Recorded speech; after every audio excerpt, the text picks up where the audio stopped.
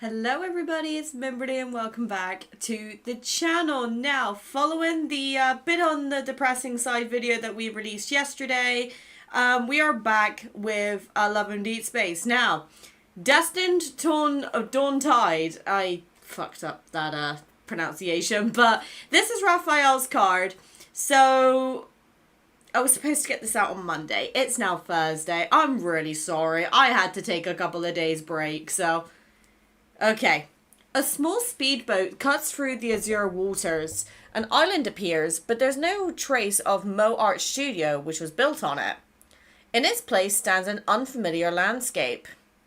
This is the newly formed spatial anomaly. Huh? That person is... Carrying a canvas and art supplies, a familiar figure stands on the shore. Even from across the vast sea, I can see the helpless expression on his face. Good thing I realised my desktop audio is not recording. There we go. Now I've unmuted it. Problem solved. Rafayel! Sometimes it changes the source and it doesn't like it. Hello? Ah, so you just woke up and your home was gone? I shouldn't have passed out after staying up for 2 days. Excuse me? And maybe I could have saved more than just these things. With a pained expression, he turns to show me his small collection of personal belongings that were salvaged. I spot a water container for painting. It wasn't even emptied before he grabbed it. I quickly clear my throat to suppress an inappropriate urge to laugh. Don't worry, this is just a spatial anomaly created by the Deep Space Tunnel. Once the fluctuations subside, your home will return to normal. But the road to White Sand Bay, along with its beach, has also vanished beneath the waves. The fluctuations caused a protofield displacement, which resulted in shifting the spatial anomaly several nuclear miles away from its actual location. In other words, this place has become a lonely island. Oh, we look so sad. Oh dear. Just get the seagulls to start singing for him. There you go, problem solved. Everything is normal for now. No metaflux fluctuations have been detected, and there are no signs of wanderers. Well done. The spatial anomaly appeared without warning, so we'll need to conduct a more thorough investigation and analysis. Out of the corner of my eye, I see Rafayel take an inventory of his art supplies. A light bulb goes off in my head. Captain, is it possible for me to continue my investigation? Uh-oh. You're not gonna leave? Oh, he looks so happy! I am the core, and Rafayel has somehow appeared behind me. His eyes sparkle with anticipation. You're a poor fishy stranded on an island. I can't just let you fend for yourself. Are you sure you want to stay here, though? You can always come over to my place. Cutie, I'm literally surrounded by the ocean. I don't think I can get stranded even if I tried. After his initial confusion wore off, Rafayel quickly embraced his new status as a castaway. I was planning to visit a spatial anomaly for inspiration, since a lot were popping up recently. I didn't expect one to deliver itself to my doorstep, though. But there's a more pressing matter. A slightly troubled expression appears on his face. After painting for 2 days straight, I fell onto my bed, and then I spent the whole morning trying to save my art supplies. He's gonna talk about food or something like that, right? If I don't eat something soon, I might become a real castaway. The fact that I've played this game now long enough to be able to anticipate what Rafayel is gonna do. God's sake. Such a troubled fishy. Fishy cookies or lobster flavored crispy noodles? Which one do you want? I'll take the fishy cookies. Fishy cookies. What brand of cookies are these? They're pretty good. Not him eating with his mouth full. Love it. By the speedboat, Rafayel tosses them into his mouth while taking the heavy bag from my hands. What's inside? A cooker and its grill. I also bought some seasonings and some ingredients. Then that's... It's an auto-expanding tent from the association. It sets itself up with one press of a button. I'll show you how it works in a bit. Okay, so could we have not used this in Zane's card? I toss the tent and outdoor mat onto the beach sand, and then I pick up another bag. And this? some snacks, fruits, drinks, stuff like that. Miss Bodyguard, I think you're a little too excited about me being stranded on a deserted island. I think we're just more prepared than anything. I am not. I continue tossing bags of various sizes onto the beach and speak with conviction. I was worried you might suddenly end up on a deserted island, so I brought everything I could think of. They're necessary for survival. Rafayel waves the game controller in his right hand and the boing fish-shaped massage hammer in his left. He pretends to have an epiphany. I see. Humans need many things to survive. Oh, for fuck's sake. Yes, humans are delicate creatures. We can't take any chances. All right, we should hurry then. Oh, I get the bakery. Oh. He gracefully leaps off the speedboat and then he turns with his arms outstretched. We need to build a shelter for my delicate human companion before the tide rises. Delicate human companion? Is that what you really think of me? You little... Ugh. God's sake.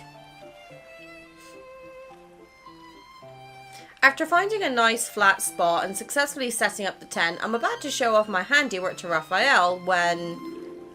Where is he? Look. Flowers burst into my field of view, their vibrant red petals dancing like flames. They're beautiful. Where did you find them? Over there. I look at where Rafayel is pointing and catch glimpses of something mysterious behind dense foliage. I was looking for a branch so I could make you a fishing rod, but I found several flame lilies growing in the bushes. I followed the flower trail and saw... So... Do you want to take a guess? A tribe who lives on this island?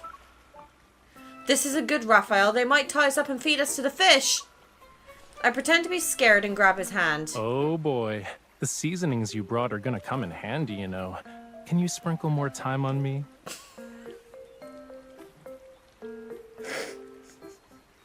I just want to grab both of them and just bash their heads together. Also, yes, my sunburn is still there, but it is healing very quickly.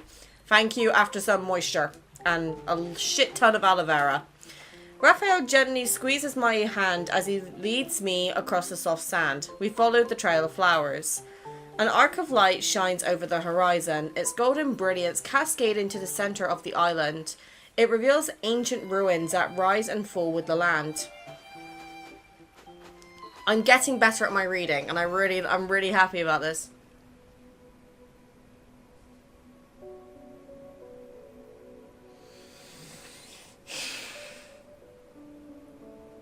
So I just said I was happy, and now you're throwing this at me?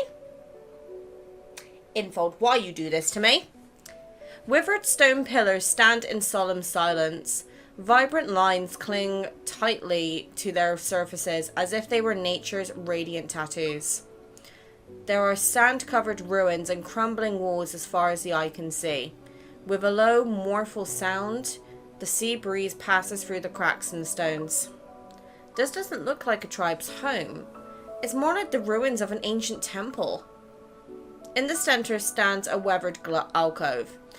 Broken stained glass windows cast their... How the fuck do I say that? Kaleidoscopic colors upon its surface. Rafayel crouches down. His fingers gently trace the relief carved into the stone wall.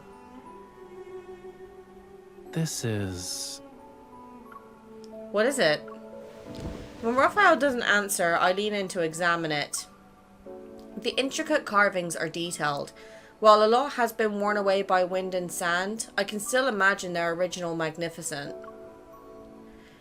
This part sort of looks like a person. What's that? It's like some sort of giant crab raising his pincers.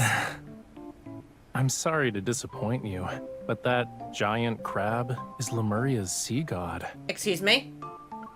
Huh? He takes my fingers and guides them to an indentation. He helps me trace the relief's patterns. These lines are the hair, and the pincers are actually the body. Next to it is a radiant sacred staff. These reliefs probably depict the legend of the first sea god from Lemuria's creation. They're not a guide on how to cook crabs.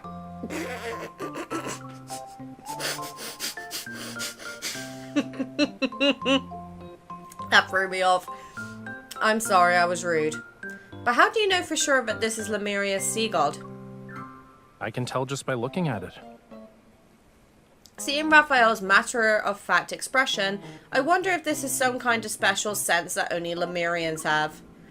Based on what the Association told me, these spatial anomalies appearing in the city might be projections from the end of the Deepspace tunnel. If that theory is correct, then could this place be... Yeah, it might very well be from the sunken civilization of Lemuria. In contrast to my astonishment, Raphael remains calm as he gently closes my mouth. This temple was probably built by my great-great-great-great ancestors. So, if I took a bottle of sand from here, it would be an historical artifact? Make sure the sea god certifies its authenticity first. As Raphael speaks, he blows away the sand from the crevices. The carvings are more visible. This is Lemuria's sea god. What an imposing, majestic person.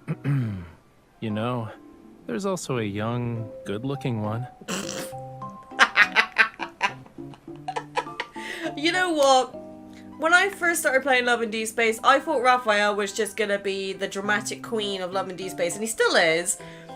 But as time's getting on, I'm genuinely liking him more and more, and it's annoying me because it makes me want to pull for him like I did on this banner, and I need to save. Because I think a Xavier myth next, and if it's a new Xavier myth, I have skipped Lumiere and the Lightseeker. Obviously, I got Lightseeker because, you know, standard. Oh no, what was the other one called? The one next to before Lumiere.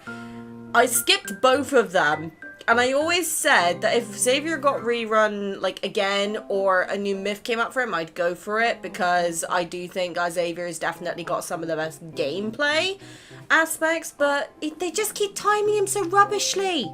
Like, pack it in. Is the figure beside him his consort? Yeah.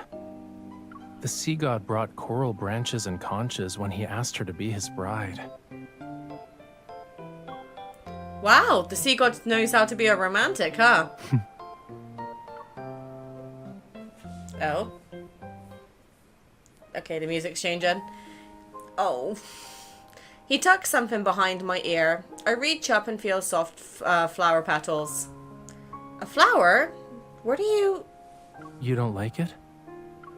I like it. You also know how to be a romantic. Smiling, Raphael pulls out a paintbrush to remove the dust from the relief. You said this was the first sea god. Does that mean there was eventually a second or third sea god? Every sunrise is accompanied by a sunset. Likewise, the sea god slumbers and awakens with the ebb and flow of his power. But when his power is gone, he fades away and dissolves into the sea. When will the next sea god appear? No one knows. Sometimes only a few years pass between a sea god's passing and their successor's birth. Other times, it can take centuries. What about now? Is there a sea god in the current era? Letting out an amused chuckle, Raphael gently taps my forehead. Who knows? It's just ancient history from thousands of years ago.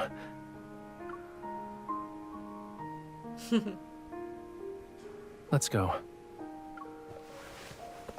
Aww. He dusts off his hands to remove the sand, and then he stands up and pulls me to my feet. Where are we going? To get my art supplies, duh. Duh. Nowadays, you have to be lucky to find Lemurian ruins. We need to copy these reliefs before they disappear and preserve them while we still can. But before that, there's one more thing. Following his gaze, I turn. Nearby, our tent is practically upside down. Only one peg is in the ground as it struggles against the howling winds. We better hurry. Otherwise, we'll have to share the ocean with the sharks tonight. God's sake. I love these two. They're such a comedy duo. After properly securing the tent, Raphael takes charge of the landscape architecture while I handle the interior design. By the time I finish organizing everything and lift the tent flap, the sun is setting. The clouds are painted in dappled gold. Evening light washes over the sea and bathes the island in soft, warm hues. A bright splash of coral red now sits on the sand. Is this Raphael's idea of landscape architecture? Please. Of course there's more. Look behind you. Unable to see Raphael anywhere, I walk around to the back of the tent. I'm confused. The fence is arranged in a staggered manner. It's decorated not with vines, but with colourful seashells and sea glass. A winding path paved with pebbles leads to a withered wooden boat.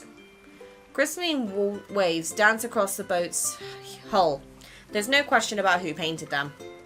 Where did you get all of this? I just walked along the shore. Everything here is nature's gift. When Raphael appears before me again, I wipe away the dust on his face. So, my darling, delicate human, does this meet your survival requirements? It's great, but I point to the grill and stove set up next to the wooden boat. It'd be perfect if there was grilled meat. Oh, and drinks and fresh fruit to the side. Are you sure those are required? It sounds more like a request. Oh no, it's required. You know, your girl's hungry. Just for any men watching this video, there's two ways to make a woman happy. Cuddles and food. Most of the time it's food. I do like my food. I'm a chonky girl, okay? I need to be fed. Despite saying those words, Raphael walks over there. Here. Absolute angel. As I take the can, I catch a glimpse of an unusual blue tinge beneath Raphael's collar. Raphael, I think your scales are showing? Huh? Don't move. Let me see them. Uh-oh. Hey, wait. Your hands are freezing. Raphael frantically grabs my hands. I know what you're thinking, but they aren't scales, cutie. Then what are they? You'll see after it gets dark. Raphael stuffs a large prawn cracker into my mouth to silence me and my curiosity. See? Raphael fed us and we're happy. Take one step forward, bend down, and then keep moving. What are you doing? Just so we're on the same page, don't lead me into spooky caves or dump me onto a dolphin's back, okay? I haven't done any of those since I was 10. I wouldn't be so sure about that. Raphael has covered my eyes. As he guides me into the tent, the sound of the sea grows fainter. Okay, now lie down on the blanket. Right here? I trip over a round object and I immediately reach out for something to steady myself. Oh. I wasn't injured from falling. Actually, I feel very comfortable right now. I toss aside the thing that I tripped over, the boing fish shaped massage hammer, and feel the cushion under me. They have a thing of keep falling on each other, don't they? My cushion squirms in protest. Taking off my blindfold, I try to put on an innocent a smile. Are you okay? No. The split-second decision to use me as your cushion was done with grace. I'm impressed. Oh, you're too kind. Raphael raises his knee and nudges me. Why aren't you getting up? Get up, mess around. Oh, mess around, obviously. Ow, I fell and got hurt. I need a kiss before I can get up. You're such a tease. Oh, wait, hold on. Hold on, I wasn't prepared. I wasn't prepared for this. I wasn't prepared for being called a tease. He holds the back of... Oh, no, my neck. Okay. He holds the back of my neck as his soft, cool lips meet mine. And then the gentle kiss deepens into something more intense. I'm left breathless. That's enough. His other hand finds my waist and pulls me closer. With nowhere to retreat, I surrender to his passionate kiss. You had enough. Where was this in Silas's car? Hold on, I'm doing this again. I'm just doing this for science, alright?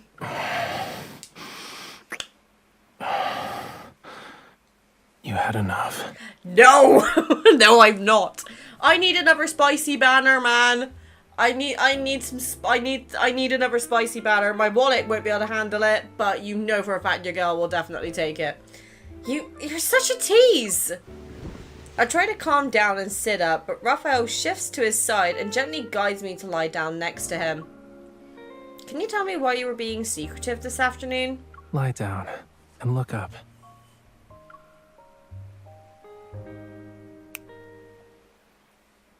What's he doing? The lamp is suddenly turned off and everything is plunged into darkness. Gentle lights begin to dance across the tent's ceiling. They gradually merge into a stunning display that resembles waves, blooming flowers, and brilliant stardust. With the sound of waves lapping against the shore, I feel as if I'm falling into a luminescent blue ocean. I mixed paint with fluorescent materials to try and recreate what you'd see with bioluminescent algae. You know, the blue tears phenomenon. I used countless jars of paint to make a small bottle, but it was worth it. Oh. Beside me, Rafayel is bathed in the same light. The paint mark below his collarbone gives off a gentle glow. It's like a kiss from the ocean. I remember you said that blue tears only last for 10 seconds once they leave the ocean. These should stay with us for much longer.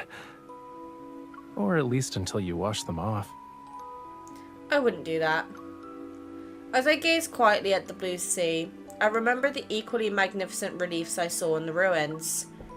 Rafayel, tell me stories about Lemuria.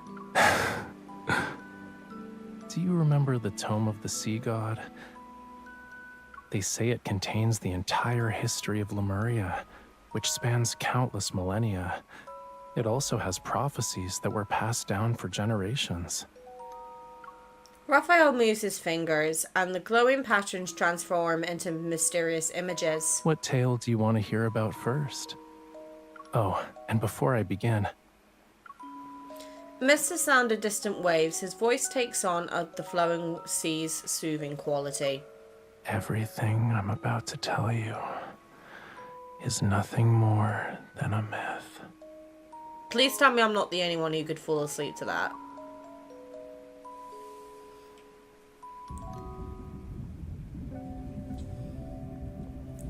That night, I fall asleep while Rafayel tells me his stories. In my dream, I see a breathtaking azure world. Massive sea creatures gracefully swim, schools of fish dash past mysterious seagrass, and luminous jellyfish drift past rainbow-coloured coral reefs. A melody played on a flute resounds from afar as a small blue fish swims up to my fingertips. It swishes its tail as it guides me deeper into the ocean. And then I see it, a warm, dancing flame. It's waiting for me. A young sea god cradles it in his hands before gently placing it against my heart.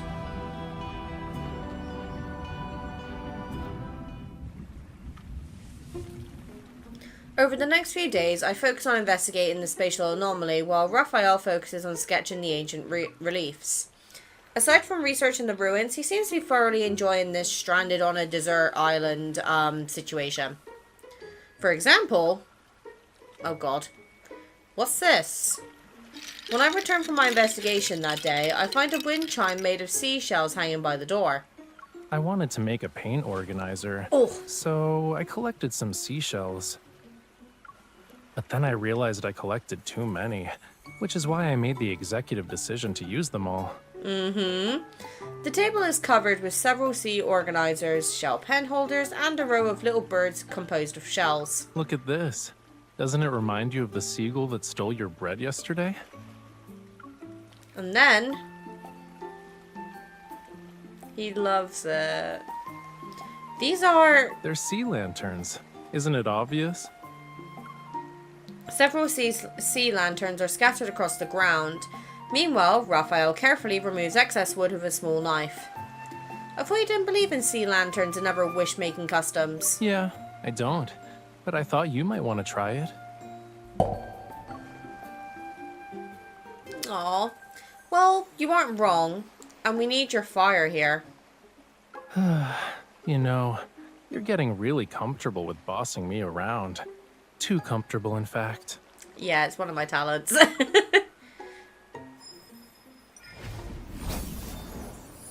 Aw, this is cute. Honestly, I like these cards. They're all been adorable. As we resonate, a warm glow emanates from within the lantern. It's not long before the sea's surface is illuminated by many lights. Aww. Our time on that small island slips away like a gentle breeze. I send over the last protofield readings. Meanwhile, the arc of light above the horizon is faded. It's a spectre of its former self. This means that the deep space tunnel's fluctuations are getting weaker. The spatial anomaly could vanish at any moment. The wind wakes me up that night. When I turn my head, I find myself alone. The sleeping bag is cold. Is he still awake? I pull back the tent flap and look outside. There's a faint glow coming from a fire in the distance. It's near the ruins.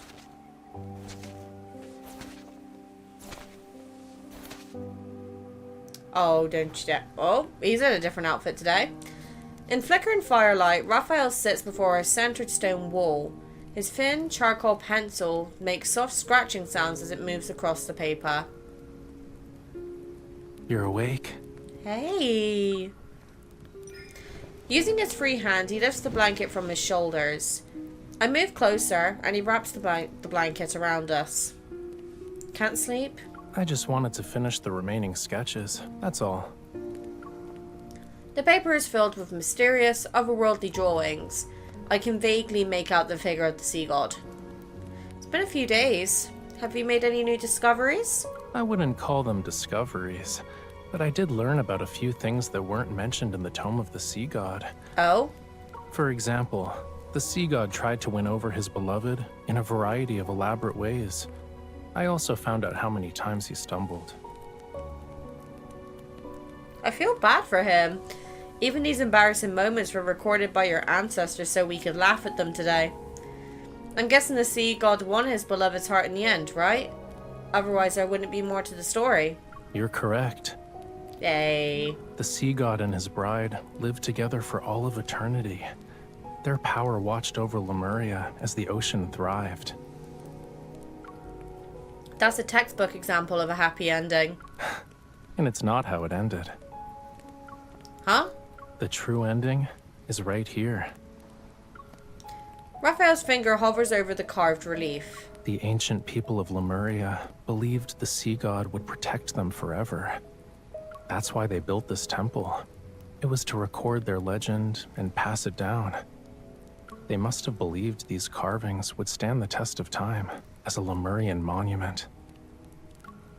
In the firelight, Raphael's voice softens and the air around us becomes hazy.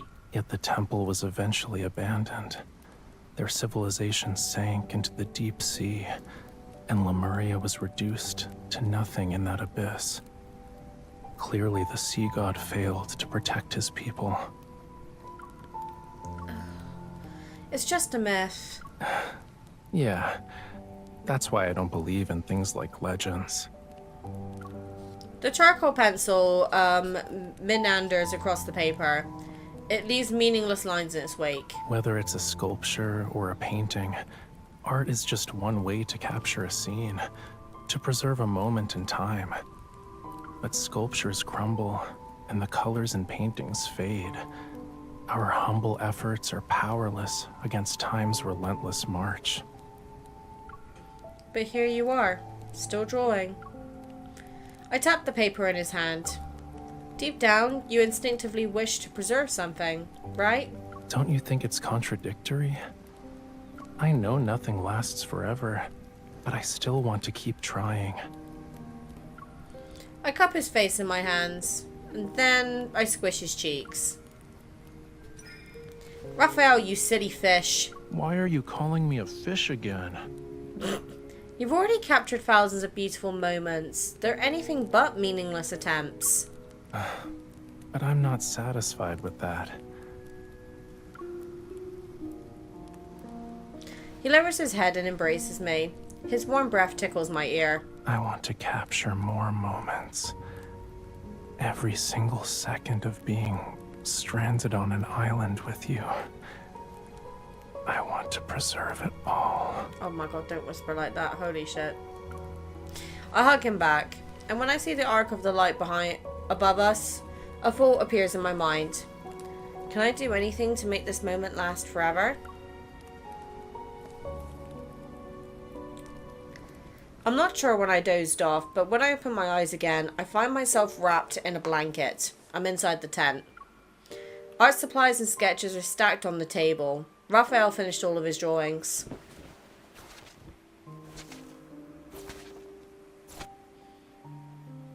I walk outside and head to the shore in front of the ruins. Rafayel is staring at the fading arc of light as dawn appears on the horizon. Do you want to watch the sunrise together? Sure. Is this our last sunrise here? Are you gonna miss this place? Of course. We worked so hard to build our base. Now we'll never see it or these ruins again. I know they won't really disappear though. They'll just return to their original timeline in space. I turn to meet Raphael's gaze. Even though our time will pass once the space dissipates, I believe it left its unique mark. Whether on this island or in our memories. Wait. I feel like I'm about to hear something important. I need to prepare myself. For what? Are you really gonna spend our last moments on this island wearing pajamas? What's wrong with wearing pajamas, mate? They aren't pajamas. Looking down at my wrinkled clothes, I touch my messy hair. A belated rush of embarrassment floods my face. There's a brown box in the tent. Check it out. Oh, we're getting close. I'll wait for you here. A brown box, okay. Here we go. I'm ready for this to be fucking cute. Raphael prepared a dress for me. Did you really think my personal belongings were just art supplies? Tell me what you're thinking about right now. That you're really good looking in no matter what info puts you in and it's not fair. I need to borrow your fire again.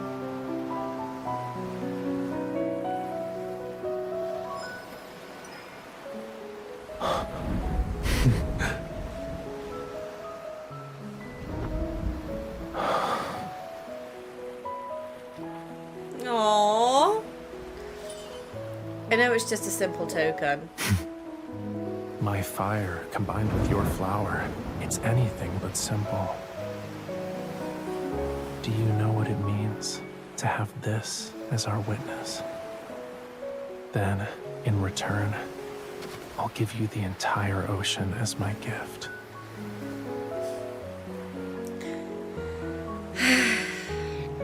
Mem, don't cry. Your mascara is not waterproof. By Lemurian customs, our covenant has been forged.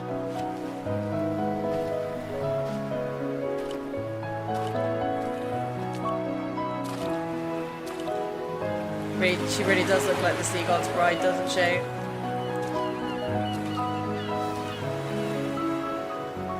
Every second of our lives must be shared, starting from this moment.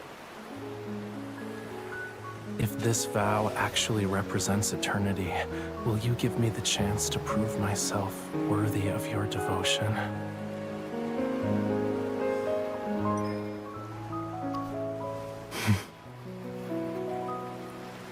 I can't stop smiling.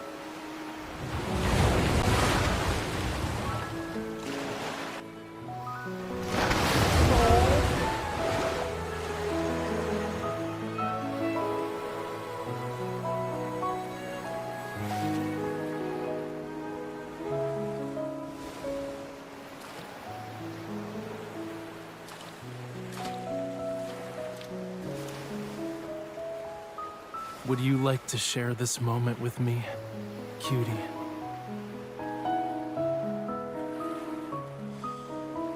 I'm not crying, you are! God damn it!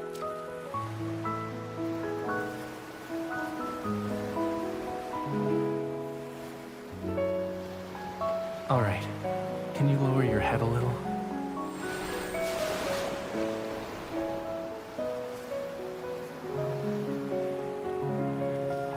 From now on, the ocean's waters flow for you.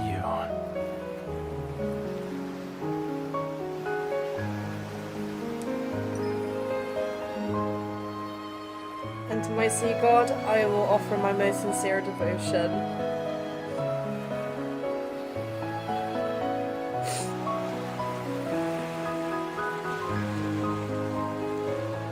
Oh, Christ me.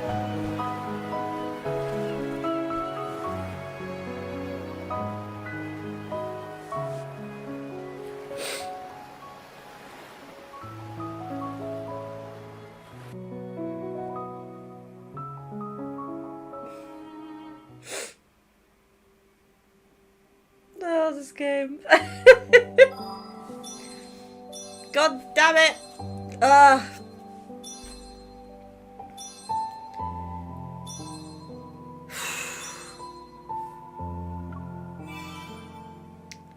Another wedding dress claimed, which means we have another ring, boys. I think. No? What? Okay, I'm not gonna question it. Maybe it's because I don't have the outfit. Huh. Interesting. Okay, well, that was Rafayel's. That was absolutely bloody adorable. Hold on, I need to talk about this in a minute. Let me just gather my thoughts. Okay, right, so I've just taken a couple of moments to like really think about it. I really enjoyed that card. Is it my favorite Rafayel card? Definitely top 3. And the reason I say it is because there are other, obviously I haven't played all of Rafayel's cards at the time of recording this video, so obviously I'm only going off of the ones that are already on the channel present.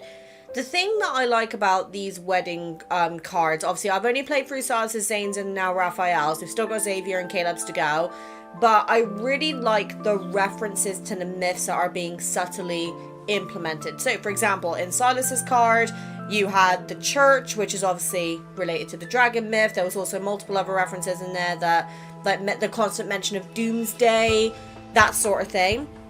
Zane, obviously, again, it was the tower from the Four-Seer myth and the jasmines, which that's probably one of the reasons it got me as emotional as it did.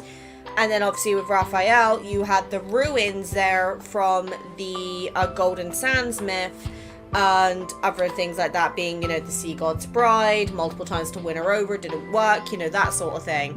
So I really am liking that these particular cards are referencing back to the myths, and I will re-emphasize that if you haven't already, even if you don't own the myths yourself, go watch a content creator play them. And this is not me promoting my own channel or, you know, anything like that, so you lot can stop thinking that straight away.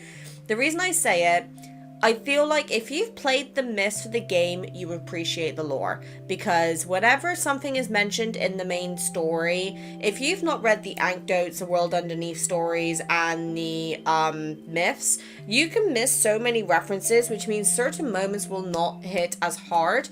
So for example, in Dane's story branch, when he goes, William?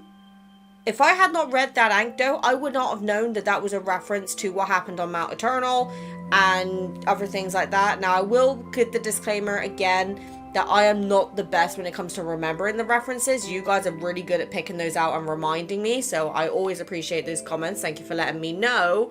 But I will say, I am really enjoying where we are as a game right now. Obviously, the community, that's another completely different story on its own accord.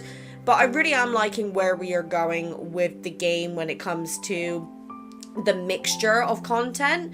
Especially because Love and Deepspace is a game where there's alternate timelines and, you know, previous lives and things like that, which gives Info a very big platter of like what they could potentially pick from. For example, again, I keep referencing this particular banner because honestly I think it was a turning point for me as a content creator, but the Tomorrow's Catch 22 concept was such a unique idea to me that it actually made me want to pull for all the cards just because of the uniqueness of it. And I'm not just saying that because, you know, the kindleds were kind of spicy, but also the fact that as an individual, I tend to react more to the sudden spice stuff rather than the cutesy romancy stuff. Probably because I already get that quite a bit in my real life with my husband. But my husband is, he's a mixture of, I'd say, Rafayel and Silas, because he's playful, like Rafayel, but when he goes serious and flirty, he definitely gets more to Silas sort of style. So that's probably one of the reasons why those two in particular are, like, just, no pun intended, resonating with me so much. But I do want to start covering the other characters more. So obviously there's going to be a bigger video explaining my plans for August in particular coming up. In fact, by the time you guys see this, there should be a premiere video becoming available relatively soon, which will actually be available for premiere on Monday the 14th of July. Keep an eye on that date because we're going to be covering some details with regards to August. And if you guys have been waiting for me to react to something or play something, that is the video you need to keep an eye out for. So that's a little bit of a potential spoiler. But, you know, you're smart cookies. I'm sure some of you will figure out what's going on. But, yeah, see you then. And we've got Xavier's to cover next. So I'll see you on that one very soon. Bye!